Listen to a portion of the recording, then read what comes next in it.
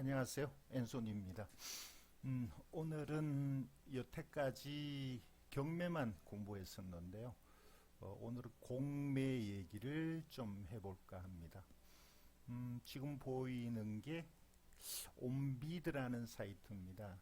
온비드. 경매를 하는 분도 반드시 공매를 보셔야 되고요. 공매에서는 이 온비드라는 사이트에 모든 물건들이 올라옵니다. 그래서 온비드를 꼭 보셔야 되는데 오늘은 미리 어떤 물건을 하나 정해놨습니다.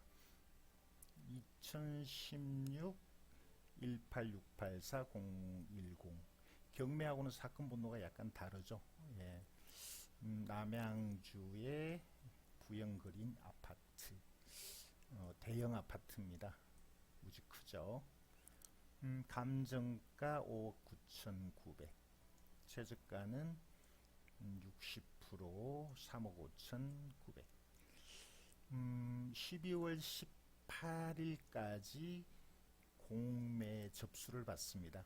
경매하고 다른 점이, 경매는 어느 특정한 날에 법원 경매장으로 가셔야 되는데, 공매는 집에서 입찰하셔도 되죠. 인터넷으로 입찰하셔도 되고요. 입찰할 수 있는 날을 3일간 줍니다. 16, 17, 18일. 18일 17시까지 인터넷으로 입찰을 하시면 돼요.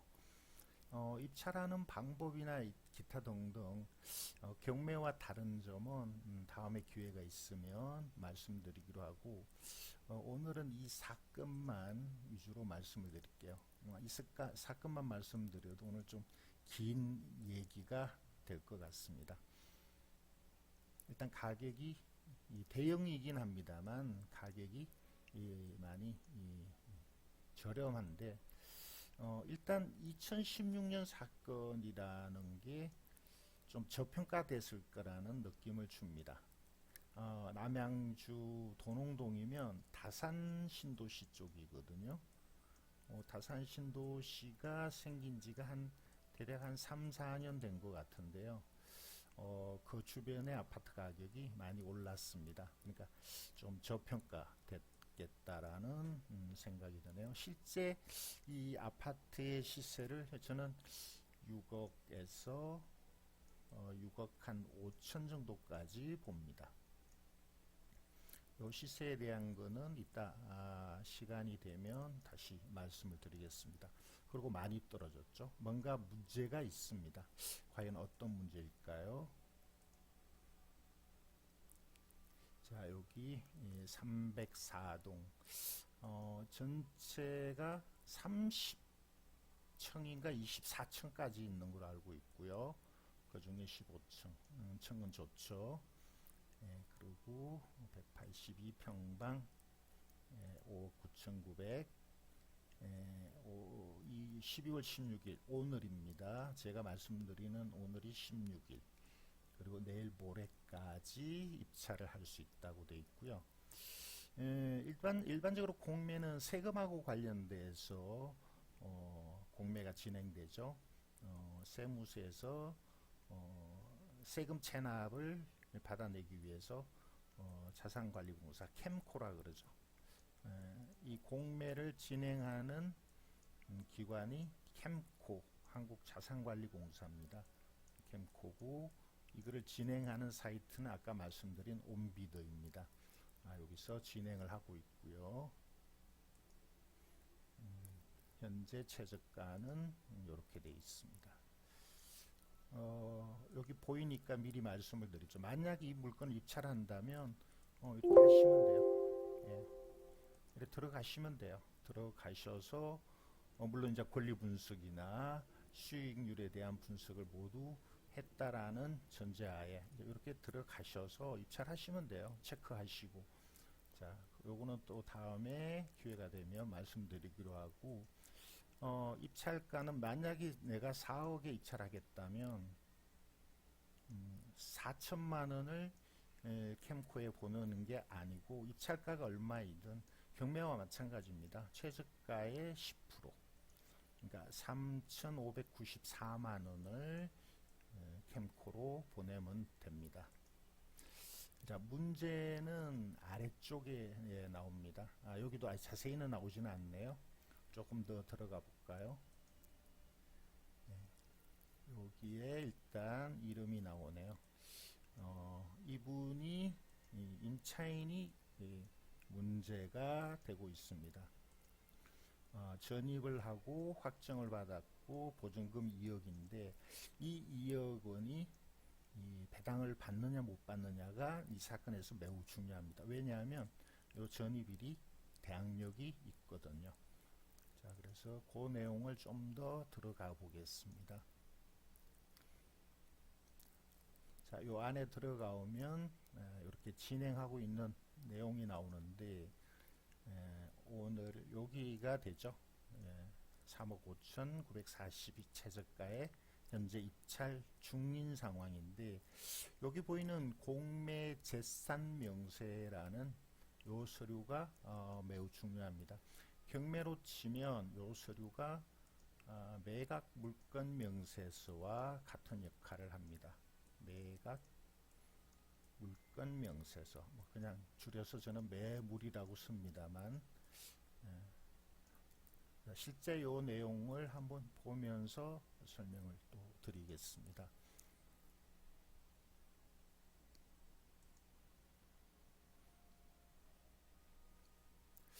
공매를 여러분 해보시면 몇 가지 불편한 점이 있습니다. 사이트의 속도가 반응 속도가 많이 느려요. 그리고 등기부가 제공 안 된다든가 뭐 이런 지도가 제공되지 않는다든가 이런 좀 불편함이 있습니다. 자, 여기 보시면 이 물건에 대한 내용이 쭉 나오고 있습니다. 이게 아까 제가 경매로 치면 매각 물건 명세서와 같은 역할을 한다라고 말씀드렸죠. 관리번호, 자, 배당 요구 종기일, 물건에 대한 것, 매각가의 최저가죠. 최저가의 10분의 1. 그 다음에 중요 내용이 있습니다. 여기에 누군가가 전입돼 있다. 이게 중요하죠. 그리고 거기에 대한 내용인데 좀 더 아래쪽으로 내려가 보겠습니다. 지금 이게 두 페이지로 되어 있는데 이 다음 페이지를 한꺼번에 볼 수가 없어요. 별개로 봐야 되는데 어쨌든 가장 중요한 것은 전입한 날짜, 확정일자, 보증금 이렇게 되죠. 요거를 좀 기억해 두셔야 되겠습니다. 13년 8월 전입, 17년 2월 확정. 자, 요걸 기억을 해 두셔야 되는데 다음 페이지로 넘어가면 등기부가 나타나지 않고 등기부의 중요 내용이 나타나는데 말소기준 권리가 요게 되겠죠. 요게 아니군요. 요게 되겠습니다. 그래서 2013년에 전입한 임차인은 대항력이 있는데 그리고 2017년에 확정을 받아서 이 두 개의 날짜 중 늦은 날짜, 이 날짜가 되겠죠. 임차인은 이 날짜에 2억이라는 보증금을 배당받을 수 있는 우선 변제권이 발생한 날짜인데 이 공매에 있어서 세금은 배당을 언제 받는 날짜가 되냐가 매우 중요하죠. 세금은 법정기일입니다.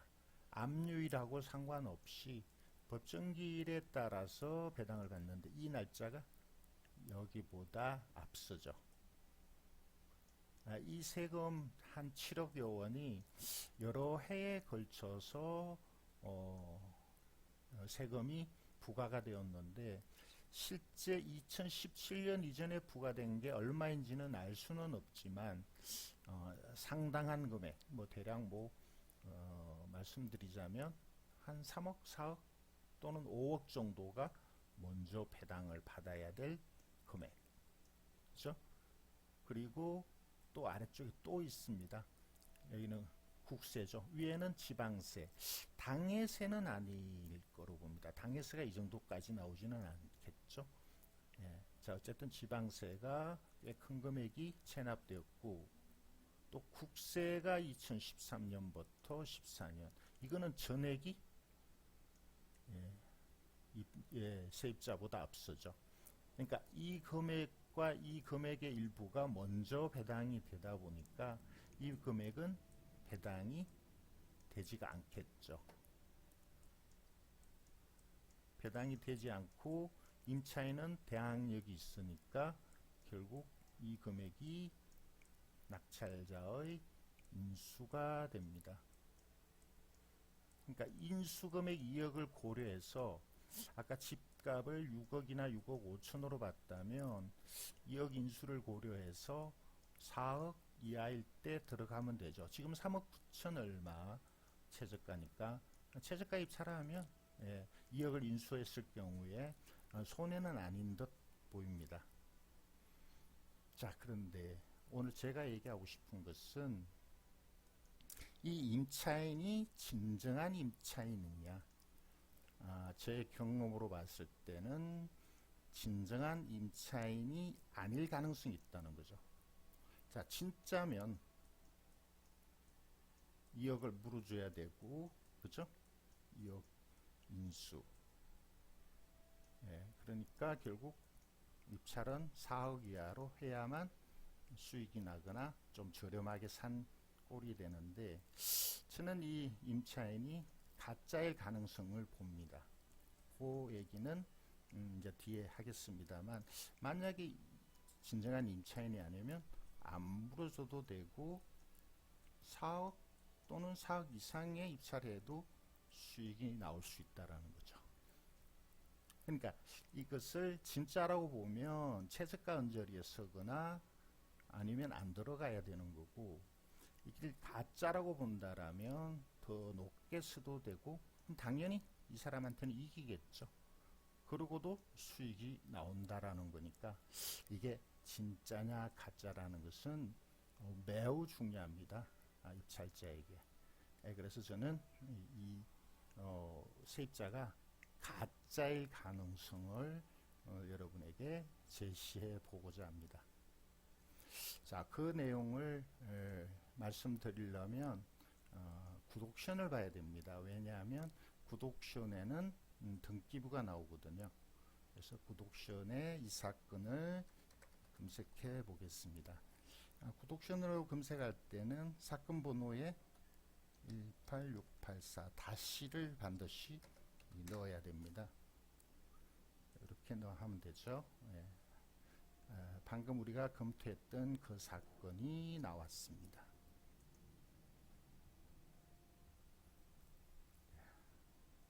위에 있는 내용은 아까 봤던 내용과 같은 내용이죠. 현재 공매가 진행 중이다. 그렇죠? 아까 공매에서 보여준 것과 다른 내용은 여기 등기부죠. 등기부를 보겠습니다. 여기서 여러가지 중요한 내용이 나옵니다. 등기부는 이 아파트의 역사죠. 이렇게 지었다. 그리고 이렇게 분양했다. 이 분양자입니다. 중요한 인물입니다. 41년생 여자분으로 보이는. 근데 이 아파트에 살지는 않았죠. 그리고 이분이 아파트를 자 이렇게 아주 큰 금액에 감유가 됐고요. 10억. 그리고 이 소유권을 2013년 12월. 아까 그 임차인이라고 주장하는 사람이 13년 8월에 전입해서 임차인으로 점유한다라고 주장하고 있는데, 그거보다 앞선 시점 10억이라는 큰 금액이 감유가 돼 있는데 이 임차인이 2억에 들어왔다. 어떻게 보시나요? 쉽지 않은 내용이죠. 그뿐만 아닙니다. 또 저 아래쪽에 또 다른 내용이 있는데, 일단 그러고 어쨌든 소유자는 이렇게 소유권을 넘겼는데, 이 소유권에 대해서 대한민국 국세청이 이거는 사해 행위다. 정상적인 거래가 아니다. 앞에 김씨가 소유자였죠. 예, 이렇게 소유권을 넘긴 것은 세금을 피하기 위한 사해 행위로 보는 거죠. 예, 그래서 가처분을 하고요. 그 다음에 이 소유권을 말소해달라. 그래야 국가에서는 세금을 받아낼 수가 있으니까. 이 사람한테는 세금을 못 받죠. 예, 그래서 이걸 사해 행위로 가처분을 하고 소송을 제기합니다. 자, 그 결과가로 요 아래쪽에 보면 결국 소송에 의해서 판결을 받고 이 소유권이 지워졌습니다. 그 위에 있는 가압류도 그래서 지워진 게 아닌가. 예, 그리고 자, 판결을 받아서 원래의 소유로 넘어가고, 그리고 이제 이 세금을 받아내기 위해서 공매가 들어온 겁니다. 이 소유권이 정상화되지 않았다면, 그러니까 이 소유가 말소되지 않았다면 공매가 진행될 수가 없죠. 그래서 이거를 문제 있다라고 소송을 제기하고 승소 판결을 받고 이제 공매가 이루어지는 거죠.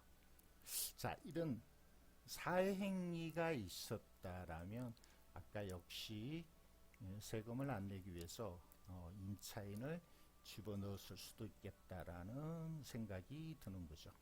그리고 아까 말씀드린 10억의 가압류가 있는데 2억짜리 임차인이 들어왔다라는 것은 비정상이라고 봅니다. 그리고 아래쪽에 또 다른 내용이 나옵니다. 자, 여기 이 문씨의 이름이 나오는데요. 제가 볼 때는 소유자의 남편이 아닐까라고 보고요. 이 사람은 이 아파트에 살았는데 아까 그 가처분에 의한 소송에 보면 이분이 어떤 사업을 했고 사업을 하다가 사망을 하면서 국세가 많이 밀린 상황에서 재산을 빼돌린 게 아닌가 이런 추정이 가능하고요. 그리고 이때 사망하기 직전에 무지 큰 금액이죠. 71억 5천. 큰 금액입니다. 그리고 12월 10일이면 10억. 무지 역시 큰 금액이죠. 김혜순. 저는 두 사람이 부부로 보여지는데 주소가 같지는 않습니다만 자, 이런 금액. 아까 가압류도 있었고요. 건조당도 있는데 이런 건조당이 이게 언제 지워지냐면 17년에 지워집니다. 그러니까 임차인이 전입한 13년에는 13년 8월이었죠. 이때는 가압류 10억도 있었고 건조당 10억도 있는 상황에서 2억의 보증금으로 임차인이 들어왔다라는 게 저는 비정상이다라고 본다라는 거죠. 물론 나중에 이러한 내용은 다 지워졌습니다. 이것도 역시 소송에 의해서 아마 사행위로 인해서 지워진 게 아닌가 이제 이렇게 저는 봅니다. 그리고 아까 그 김씨가 정상적인 임차인이 아니라는 증거를 찾아내기 위해서 여기에 나타나는 여러 회사들, 세진 DNC, HS 파트너스 그룹 이런 법인 등기부도 떼봤습니다. 임차인과 어떤 관련이 있지 않을까. 떼어봤지만 어떤 관계 있는 내용을 찾지는 못했습니다. 자, 그리고 이 가처분을 한 다음에 요 아래쪽에 본안 소송에서 승소 판결을 받고 이 소유권을 지우는 요 소송의 내용을 한번 따라가 보겠습니다. 여기에 임차인과 집주인 간의 어떤 관계가 드러나는 내용이 또 있지 않을까 추적하기 위해서 따라가 보겠습니다. 요 사건 번호 기억해 두시죠. 자, 이 가처분 사건 번호를 가지고 어디로 가냐면 대법원으로 갑니다. 대법원에 자, 여러분은 경매를 하시게 되면 여기를 자주 들락날락 하셔야 돼요. 여기 사건 검색 뭐 이런 내용들을 많이 활용하셔야 되는데 자, 오늘은 사건 검색을 해보겠습니다.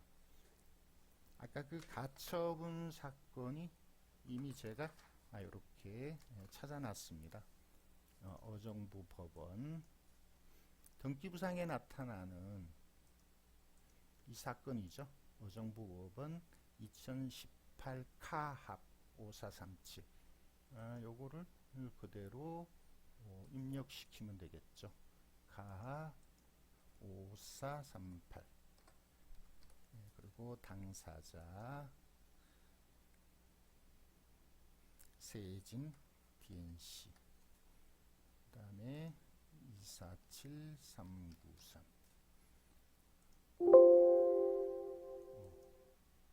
제가 뭘 잘못했나요? 어정부 2018 가합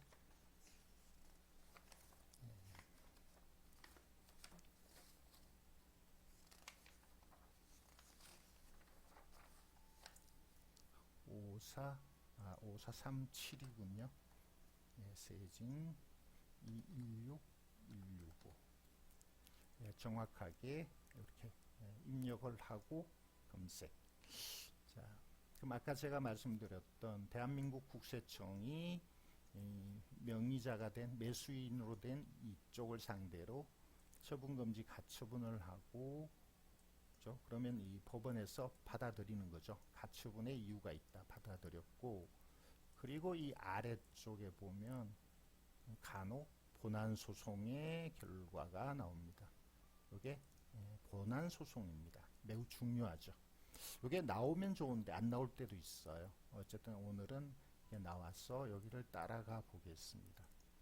본안소송.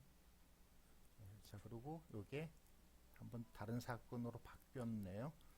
그대로 또 따라가 보겠습니다. 가보면 결국 대한민국이 세진 DNC를 상대로 먼저 가처분을 하고 그 다음에 본안소송으로 소유권을 말소해달라는 소송을 제기해서 이겼다는 거죠. 이게 올해 2019년 3월 달에 결론이 났네요. 자, 요거는 이미 알고 있는 내용입니다. 소송에서 이겼다는 내용이 나와 있는데 여기서 어디에도 임차인으로 되어 있는 김씨 이름은 나오지는 않습니다. 그렇다면 우리는 좀 더 깊이 있게 이 판결문을 봐야 되지 않을까라는 생각을 할 수가 있습니다. 그래서 판결문을 저는 검색하기로 했습니다. 판결문은 어디로 가서 검색하나? 판결서를 열람 신청하면 됩니다. 자, 이렇게 이런 식으로 입력하면 되죠. 요거를 제가 해 봐드리면 좋겠는데 뭐 이거를 좀 공개하기가 좀 곤란하니까 여기까지 말씀드리고 어쨌든 이렇게 계속 따라가면 판결서를 볼 수가 있습니다. 2015년 이후의 판결서는 인터넷으로 바로 볼 수가 있고요. 그 판결서를 제가 다운을 받아놨습니다. 물론 유료입니다. 돈 아마 1,000원을 지불한 것 같네요. 그리고 이렇게 다운을 받았습니다. 이 내용을 볼까요? 결론적으로 요 판결서에 제가 원하는 그 임차인의 이름은 나와 있지 않았고요. 이 판결문이 좀 어렵죠. 전문적인 법정 용어가 많이 들어가 있고 또 여기 이름들이 지워져 있어서 어렵긴 한데 찬찬히 이름은 상대방이 누구라는 거를 이름은 어느 정도 추정할 수가 있죠. 그래서 이렇게 쭉 읽어볼 수가 있고요. 내용인적슨 아까 그 공매 대상인 아파트를 팔아서 자기들 간에 그 정산해야 될 채권 채무 관계를 해결하기로 되어 있었다라는 게 이 판결문의 전체적인 내용입니다. 그렇게 서로 합의가 된 상황인데 그거를 또 누구한테 세를 줬다라는 거는 저는 하기가 어렵다는 거죠. 자, 그러면 오늘의 결론을 한번 내려보겠습니다. 요건가요? 사건이 자, 요걸로 결론을 내려보죠. 전체적으로 2016년 사건이어서 좀 저평가됐다. 가격을 제가 말씀을 못 드렸네요. 가격은 제가 실제 검색한 네이버에 대해서 그냥 보여드리지 않고 말로 하겠습니다. 대략 6억에서 지금 6억 5천 정도 사이에 매물이 나오는 걸로 되어 있고요. 대형 평수입니다만 거래가 좀 있는 걸로 나타납니다. 하나 열어놓은 게 있는데요. 열어놓은 걸 보여드려야 되겠네요. 여기 있네요. 제가 열어놨었네요. 실거래가니까 이거는 뭐 국세청에 신고된 거죠. 제일 큰 평수 182. 거래가 좀 있었다.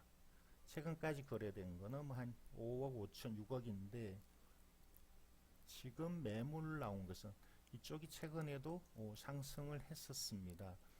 그래서 매물 나온 것은 대략 6억이 넘어가죠. 뭐 이 저층이 좀 저렴한 게 나온 것도 있긴 합니다만 평균적으로는 6억을 넘어가는 걸로 보여집니다. 그리고 이 아파트의 위치, 여기 도농역이 있고요. 이쪽이 다산신도시, 뒤에도 다산신도시, 여기가 부영단지입니다. 3단지, 여기에 이 아파트가 있습니다.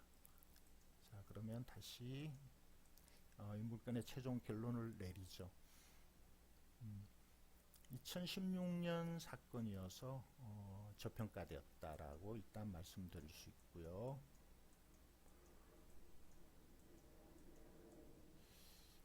대형 단지이지만 역세권이고 서울 접근성이 좋아서 장래에도 좀 더 상승할 여지 있다라고 보고요. 저는 그래서 6억 이상의 가격으로 보겠습니다.